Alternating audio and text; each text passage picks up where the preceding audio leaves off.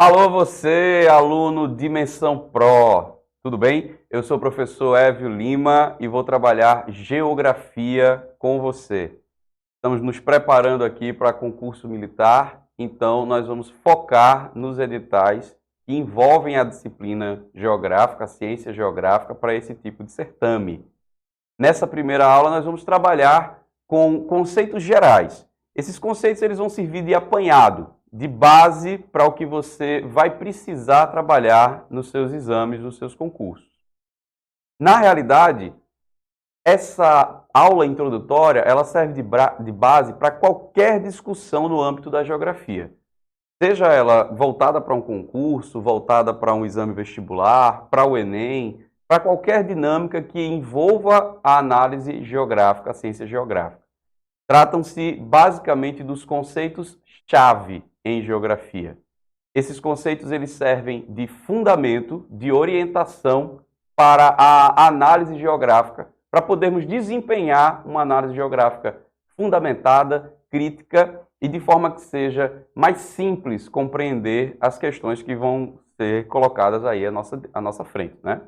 Então, sem muita delonga, vamos dar uma olhadinha nesse esquema dos conceitos-chave em geografia. Aqui você vai visualizar o primeiro conceito, o conceito de espaço. O que é que eu digo por espaço? Pode vir aqui para mim. O espaço eu trato como a dimensão física da existência. Agora, observe, a dimensão física faz referência a tudo aquilo que é tangível, tudo aquilo que eu consigo medir. Não necessariamente aquilo que eu consigo ver ou tocar, porque tem corpos e matérias que fogem aí a essa escala de visualização, essa escala do toque. Mas tudo que existe do ponto de vista físico enquanto matéria. Óbvio que o espaço não contempla os ambientes digitais, não contempla as ideias, os conceitos metafísicos. Portanto, a definição de espaço ela é um tanto quanto filosófica, ela é um tanto quanto transcendental. Para que nós possamos compreender o espaço, temos que entender que, assim como o tempo, o espaço também é infinito. E tudo que é infinito nunca começou e nunca vai terminar. Para que nós possamos fazer uma análise mais profunda dentro do espaço, a gente vai precisar recortar. Mas antes de fazer esses recortes, a gente precisa entender que a geografia é a ciência do espaço, assim como a história é entendida como a ciência do tempo. É no espaço em que se desenvolve a geografia, a partir dos recortes, a partir da análise, a partir das conjunturas que vão ser traçadas. Mas o espaço, ou seja, o plano físico da existência, é o que contempla a análise geográfica. Voltando aqui então para o nosso esquema, nós temos que a paisagem é, digamos assim, o primeiro conceito-chave a ser destrinchado a partir do espaço. E o que seria a paisagem? A paisagem é compreendida como a herança de tudo aquilo que aconteceu no passado, em um determinado recorte espacial, e todas as coisas que estão acontecendo agora. Um determinado processo, uma chuva, por exemplo, que acontece em uma encosta, em uma vertente, vai gerar um processo erosivo, vai gerar o deslocamento de material sedimentar. Esse sedimento vai ser depositado em outro ambiente. Esse ambiente onde ele vai ser depositado forma um pacote sedimentar e isso pode desenvolver uma bacia sedimentar e assim sucessivamente. Todos esses processos vão deixando marcas no espaço. Essas marcas compõem aquilo que a gente chama de paisagem. Então eu posso dizer que a paisagem é o recorte do espaço que guarda as marcas, as heranças dos processos passados e dos processos que acontecem nesse momento. Daqui a pouco eu trago imagens que você vai entender um pouco melhor. Continuando dentro dessa perspectiva de conceito-chave, nós temos a ideia de região. E o que seria então a região? Região é um recorte do espaço em que eu identifico a partir de características semelhantes. Você pode regionalizar a sua casa, o ambiente dos dormitórios, o ambiente de estar, a sala de convivência, o ambiente onde se prepara a comida, o ambiente do descanso, ou fazer uma regionalização física da sua própria casa. qual é a região fria, qual é a região quente. Quando eu observo o espaço e identifico semelhanças e diferenças, eu estou regionalizando. Esse é um trabalho fundamental da geografia. A análise regional pressupõe a ferramenta mais eficaz de compreensão de grandes espaços, de grandes recortes espaciais. É por isso que todos os gestores públicos analisam o espaço a partir de regionalização. Só que a regionalização, ela pressupõe também alguns paradigmas, algumas condições necessárias ao desenvolvimento da análise regional. A análise regional é feita por um ser humano, sempre é o ser humano que faz. Mesmo quando se trata de regiões físicas, nós estamos dividindo essas regiões a partir da análise humana. Então é sempre um trabalho humano. A análise regional pressupõe a compreensão sistêmica do espaço. E o que quer dizer essa compreensão sistêmica? Quer dizer que nós compreendemos o espaço a partir de uma relação de causa e efeito. Para um determinado elemento existir, é preciso que tenha existido antes outros elementos, que tenham interagido sinergicamente, que tenham realizado trabalhos e que tenham gerado produtos desses trabalhos. E com isso nós vamos ter o elemento atual. Então, a análise regional pressupõe a compreensão humana, a compreensão sistêmica, a generalização. Isso mesmo. Por mais que possa parecer um defeito, socialmente falando, generalização é um paradigma da análise regional. Por quê? Nós vamos lidar com espaços muito grandes, espaços cujas escalas estão além da compreensão puramente humana. Então, nós precisamos de ferramentas para compreender essa análise. Quando se observa o Brasil, por exemplo, um país com 8 milhões e meio de quilômetros quadrados, equivalente a um continente do planeta. O gestor, o presidente, precisa de ferramentas para lidar melhor com a problemática de gerir um Estado. Isso se compõe para um país, para um Estado, para um município, até para uma pequena empresa, é preciso compreender de forma sistêmica. Por quê? Os espaços, além de tudo, são dinâmicos. As regiões, além de tudo, são dinâmicas.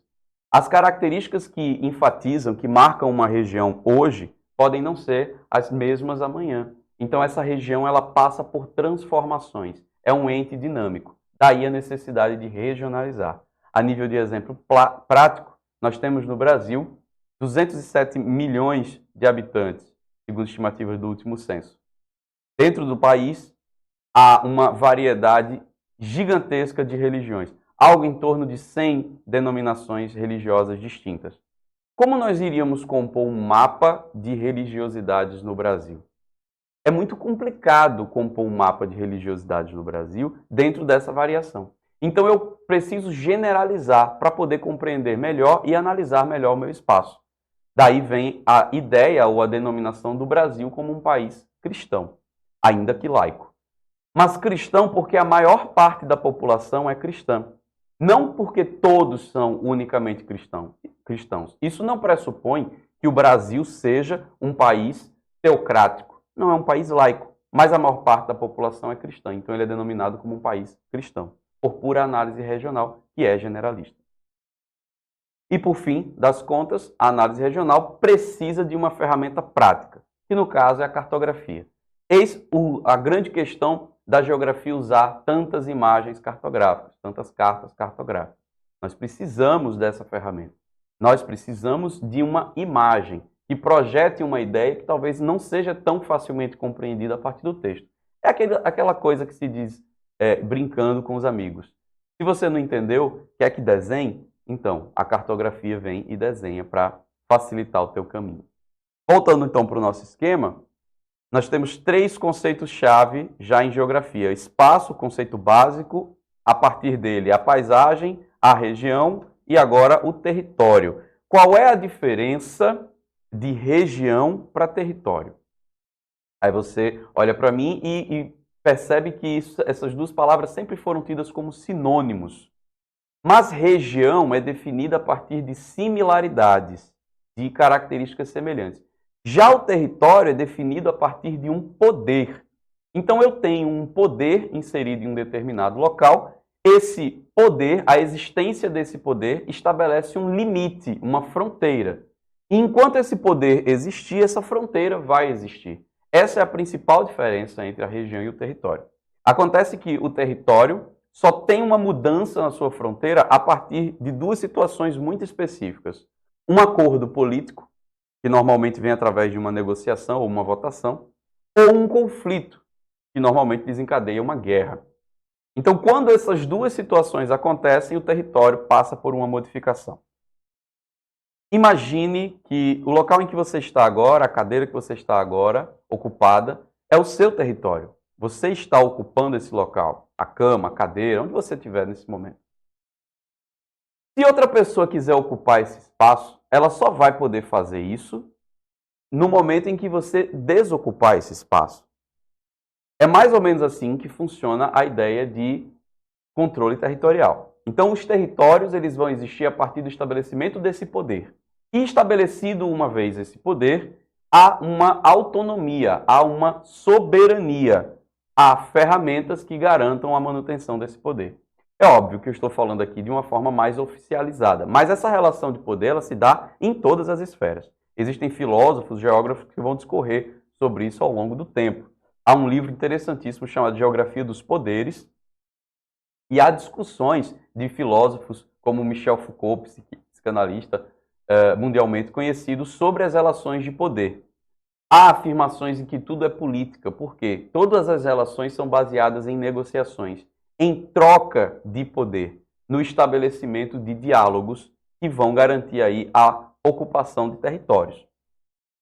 Eis o porquê a afirmação de que a geografia é a ciência da guerra também.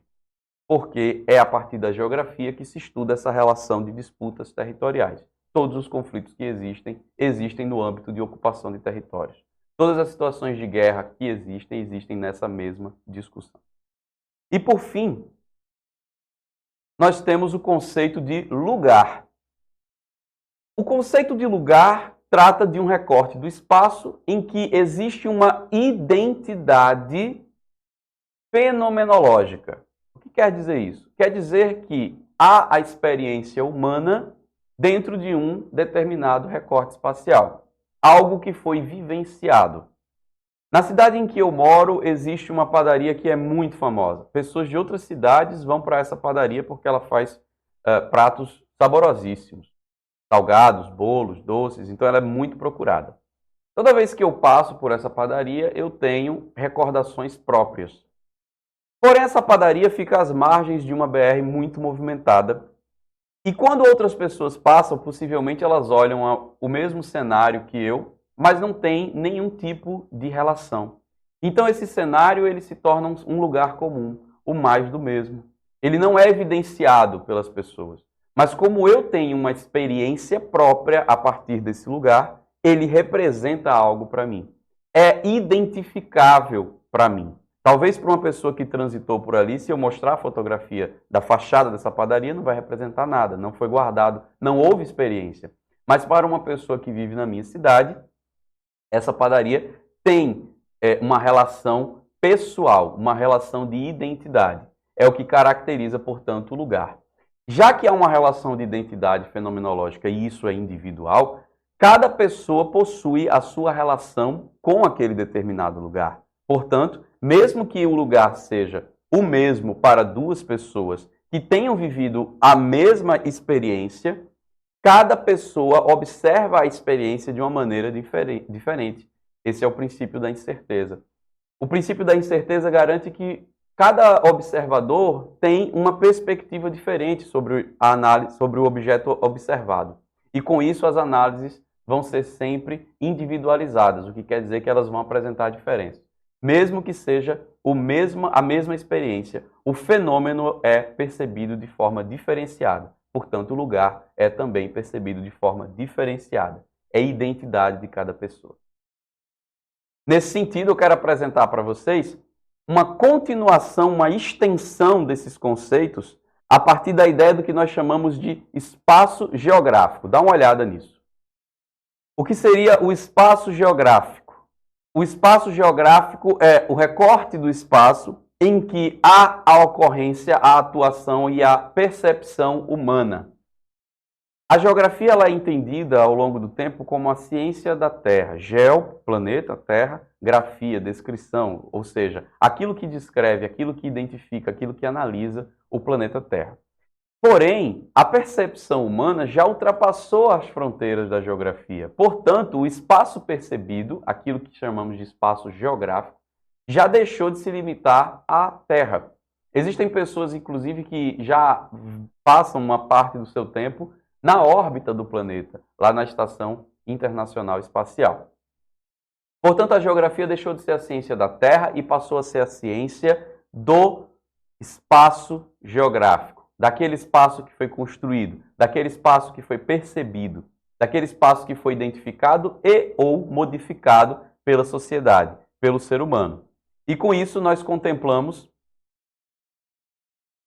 desde um parque, desde a relação de comunidade em que as pessoas dialogam, em que as pessoas conversam, passeiam, a própria Estação Internacional Espacial, a ISS, a presença do ser humano dentro da órbita do planeta, fora da superfície da Terra, marca a nossa percepção prática do espaço geográfico. Não apenas a percepção sensorial, mas a percepção vivida. A ISS já é, para alguns seres humanos, algo fenomenológico, ou seja, já é um lugar percebido, vivenciado e experienciado pelo ser humano. E eu posso ir um pouco mais além nessa perspectiva. O espaço geográfico já contempla efetivamente outros planetas, como o planeta Marte. A partir do momento em que existem sondas e que existem materiais humanos ocupando o espaço de Marte, a gente pode descrever essa experiência como a construção de territórios, a construção do espaço geográfico, a experimentação, a vivência do ser humano dentro desses recortes. Isso tudo é possível porque a geografia trabalha em uma base sistêmica. O que quer dizer uma base sistêmica? Bom, vamos dar uma olhada nesse quadro. Já foi dito que tudo que existe, existe no plano físico. Se existe no plano físico é porque alguma coisa criou. Alguma coisa deu condições necessárias para que esse fundamento, esse objeto, esse ator existisse. As coisas físicas, materiais, elas não existem a esmo, elas não existem aleatoriamente. Elas existem a partir de uma continuidade de processos. Ou, como nós poderemos perceber, uma relação de causa e efeito. Para que um carro possa se movimentar, é preciso que exista o acionamento de mecanismos específicos que vão fazer o motor se movimentar, que vão gerar energia dinâmica, que vão fazer com que esse carro entre em movimento. Se esses mecanismos não existirem, o compartimento, o reservatório de combustível pode estar caindo cheio pela tampa. Se esses mecanismos não forem acionados, o carro não vai andar. Então, os sistemas eles existem a partir de uma relação de causa e efeito, que envolvem aí uma troca de matéria e energia, não apenas energia e não apenas matéria. Eventualmente, os sistemas vão ser classificados a partir dessas trocas individualizadas de matéria e energia. Mas, em linhas gerais, envolvem os dois componentes, e não isoladamente. Podem acontecer em situações específicas, em classificações mais específicas. Mas, em linhas gerais, eles ocorrem a partir da troca dos dois componentes. Bom, a análise sistêmica, portanto, garante que você consiga compreender o componente espacial ou os componentes espaciais dentro dessa relação de causa e efeito e fazer remontagens e identificar coisas que existiram no passado ou mesmo identificar coisas que irão acontecer no futuro. É óbvio, os sistemas são complexos, são dinâmicos. Quando nós tratamos da natureza, principalmente, esses sistemas eles desenvolvem um arranjo e uma certa complexidade com uma série de variáveis que torna essa previsibilidade muito limitada ou com uma acurácia muito pequena. Se essa acurácia, se a precisão é pequena, a gente pode dizer que esses sistemas eles são caóticos. Mesmo assim, há um nível de previsibilidade, porque há uma relação, uma interconexão de fatores e de atores que garante a mecânica e a identificação desses sistemas. quando nós observamos essas duas imagens, por exemplo? Eu tenho uma estrada muito bonita, em linha reta, eu tenho uma estrada curva. Existe um componente dessas duas imagens, que é o componente estético. Esteticamente, essas imagens são agradáveis. E por serem agradáveis, elas vão chamar a atenção. Inevitavelmente, as pessoas vão se sentir atraídas a olhar para elas. Mas existem aqui alguns elementos que o geógrafo vai identificar a partir de uma análise sistêmica. Por exemplo, por que a estrada é retilínea? Por que a estrada é curva? Essa estrada ela poderia ser melhor utilizada se fosse retilínea, a estrada curva. Mas por que ela foi feita dessa forma? Ela foi feita dessa forma porque houve uma relação de consequências, de causas e de consequências, de empecilhos, de elementos que condicionaram a construção da estrada dessa maneira. Da mesma forma, esses elementos não existiam na primeira estrada. Por isso ela foi construída em linha reta, pelo menos nesse trecho. É a partir dessa análise crítica e sistêmica que a geografia vai identificando os porquês das relações. E identificando os porquês das relações, fica fácil de analisar geograficamente os processos. Quando nós identificamos essa relação sistêmica, quando nós investigamos a causa e a consequência dos processos que estão sendo analisados, dispensa-se a necessidade de você lembrar. Olha como essa análise ela é importante para você que vai fazer uma prova de concurso, para você que vai fazer um exame vestibular. Você está condicionado a fazer uma prova de memorização, de tentar lembrar, só que são muitos conteúdos. Você não vai conseguir lembrar de tudo. Talvez você consiga lembrar de muita coisa, mas de tudo eu acho que você não vai conseguir lembrar. E se você tiver sorte, naquele certame vai cair tudo que você conseguiu lembrar. E se você não tiver sorte, vai cair coisas que você não conseguiu lembrar. Então, seria interessante dispensar essa necessidade de lembrar de coisas. É por isso que a análise sistêmica em geografia é tão importante. Porque você não vai precisar lembrar de coisas. A partir das relações de causa e efeito, você vai entender as interconexões e você vai estabelecer os parâmetros para identificar as respostas, sem precisar lembrar de coisas. Olha que ferramenta fundamental para os estudos geográficos. Bom, vamos dar uma olhadinha em alguns exercícios para a gente poder fazer uma relembrada desse conteúdo aqui e estabelecer o exercício dessa análise sistêmica. Então vamos dar uma olhadinha aqui em alguns exercícios para a gente conseguir rever esses conteúdos e trabalhar essa forma sistêmica de analisar o conteúdo geográfico. Vamos lá. Pegando aqui uma questão do vestibular da Unimontes, existe um texto e eu vou logo trazendo um bizu para você sobre provas de ciências humanas, tá? Nas provas de ciências humanas, costuma-se colocar textos que vão servir de informação adicional, de informação básica, ou trazer algo específico para a questão. Mas, às vezes, quando nós temos um texto de um conteúdo que você já conhece, já domina, é dispensável a leitura desse texto. Você vai ganhar tempo.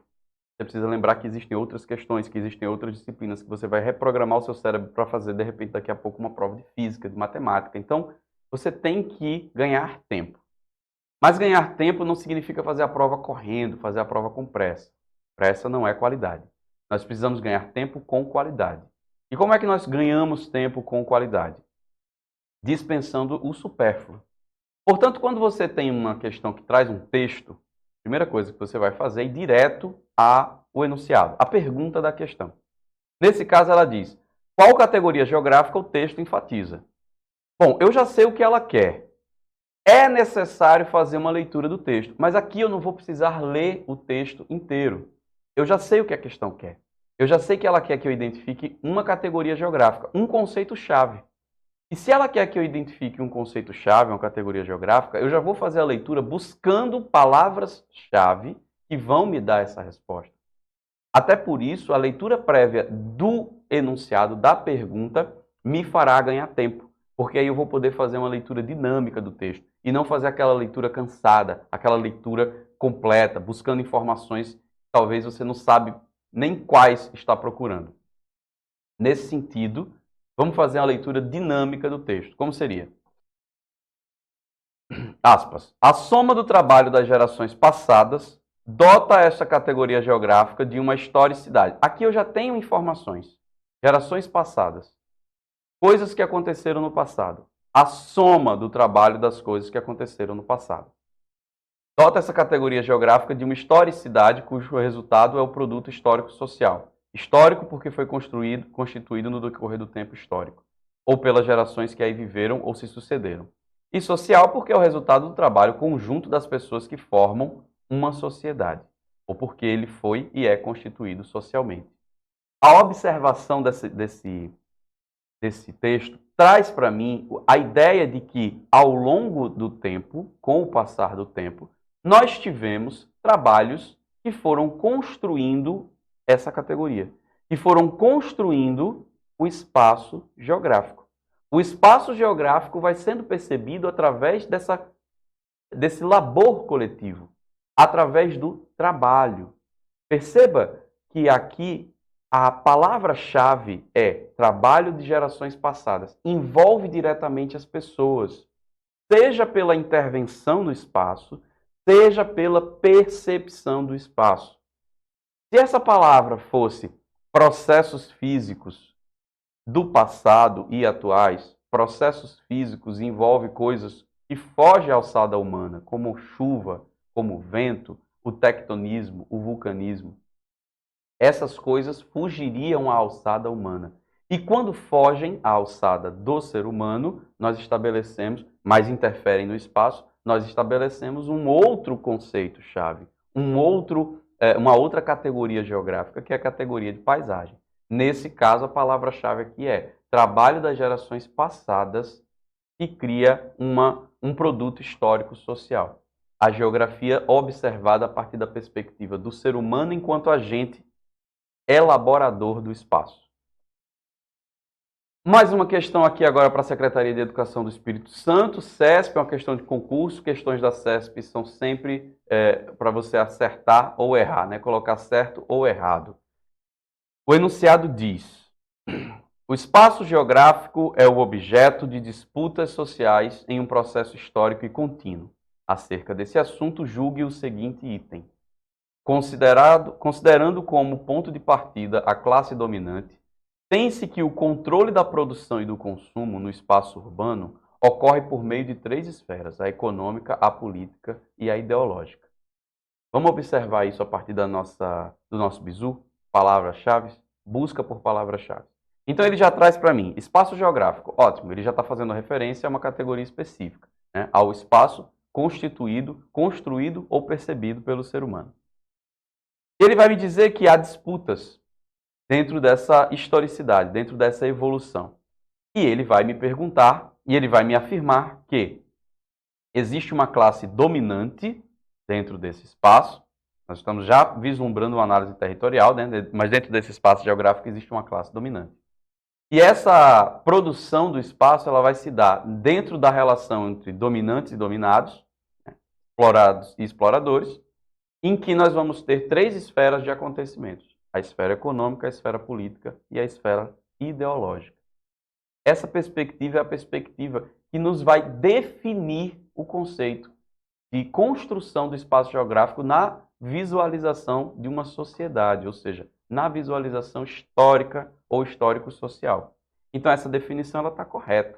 Você vai conseguir compreender a construção do espaço a partir desse conjunto de relações. A análise crítica da geografia, que vem com a corrente da geografia crítica no século XX, vai observar a construção do espaço geográfico sempre a partir das relações conflituosas de poder. E com isso nós vamos ter, inevitavelmente, as disputas sociais, econômicas, de ocupação. Daí vem a ideia de exclusividade, segregação, diferenciação de espaços e tempos, diferenciação de utilização do mesmo espaço a partir de tempos, conceitos que são mais profundos, conceitos que são mais complexos, mas que vão vislumbrar, todos eles, o mesmo objeto, o espaço geográfico. Vamos adiante. Mais uma vez, a questão traz um texto. E o que é que a gente faz quando a questão traz um texto? A gente vai direto para o enunciado. O enunciado diz: no trecho acima, observa a noção de espaço geográfico vinculada? Bom, eu vou precisar fazer uma leitura para poder entender qual é essa vinculação. O espaço geográfico é fruto de um processo que ocorre ao longo da história das diversas sociedades humanas. Dessa forma, representa interesses, técnicas e valores dessas mesmas sociedades, o que constroem segundo suas necessidades. Então, é possível dizer que ele reflete o estágio de desenvolvimento dos meios técnicos de cada sociedade. Aqui a gente vai... O texto está fazendo referência a alguns geógrafos do passado. Milton Santos talvez seja o mais emblemático deles quando fala de técnica. Gente, o que é técnica? A técnica é a forma como você desenvolve um determinado trabalho. Essa técnica, ela vai ser composta por um conjunto de ferramentas que nós vamos chamar de tecnologias. As tecnologias evoluíram ao longo do tempo. Quanto mais sofisticada seja uma sociedade, tanto maior e tanto mais sofisticada será o seu conjunto de técnicas, ou seja, a sua tecnologia. É por isso que dá para a gente identificar o nível de evolução de uma determinada sociedade a partir do seu conjunto de técnicas, a partir da sua tecnologia. Daí nós temos a ideia de que a construção do espaço no atual momento no mundo, ela existe a partir da relação técnica, científica e, mais recentemente, informacional. Nessa perspectiva, o texto está relacionando esse conjunto de técnicas ao emprego aleatório de ferramentas, não. Nessa questão eu vou ler todas as alternativas porque a gente vai identificar os erros.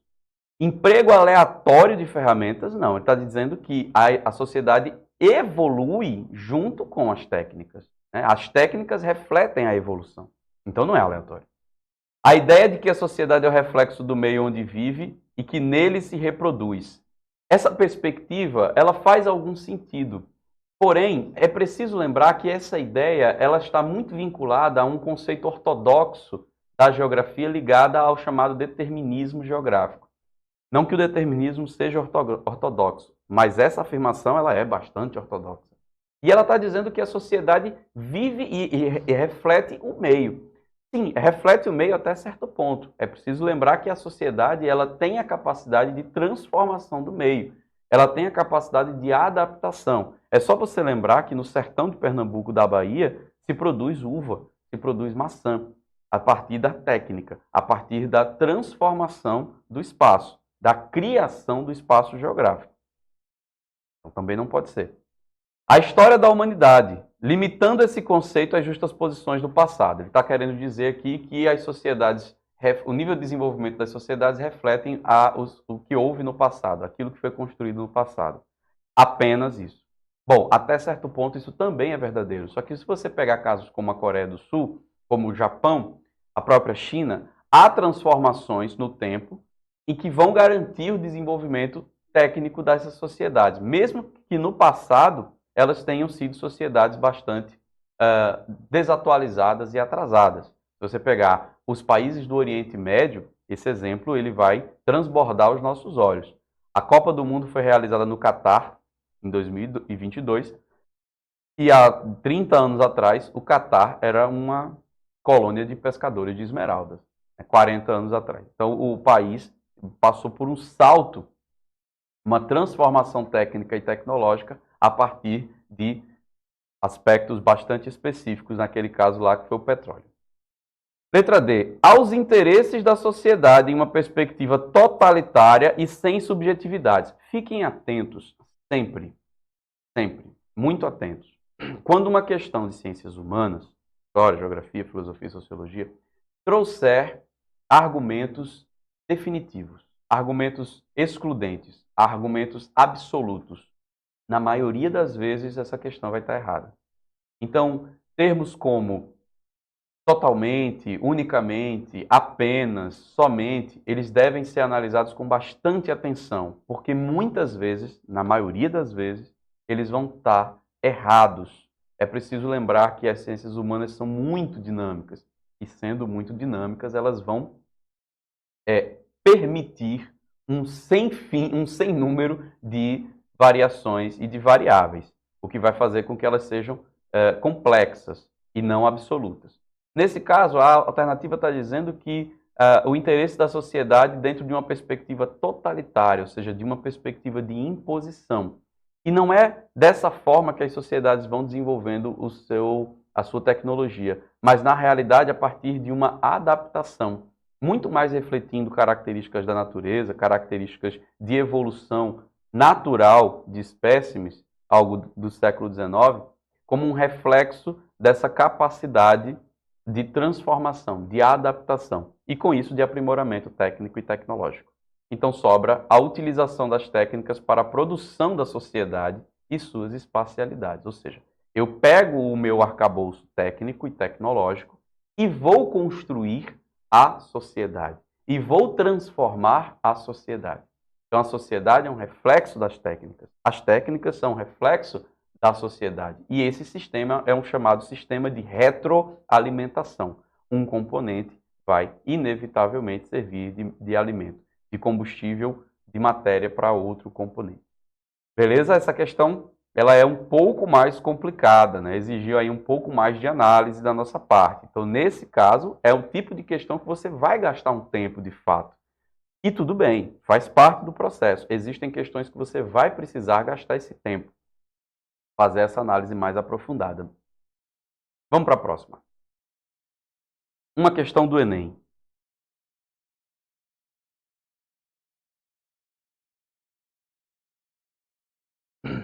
Um texto, e esse texto também vai seguir de uma problemática. E a problemática diz o seguinte.